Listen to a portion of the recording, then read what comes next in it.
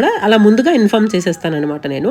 So దానికి తగ్గట్టు evening prepare అయిపోతాం. పిల్లలు ఎలా ఉన్నారంటే మా గేమ్ అయిపోయిన తర్వాత కొత్త గేమ్ ఏం చెప్పండి అంటే, కొత్త గేమ్ పెట్టేసేయండి అంటే ఇలా చాలా ఈగర్గా వెయిట్ చేస్తున్నారు. ఇక్కడ చూసారు కదా వాళ్ళ ఫన్ అండ్ ఎంటర్టైన్మెంట్. సో వాళ్ళకి చాలా హ్యాపీ అనిపిస్తే చాలండి.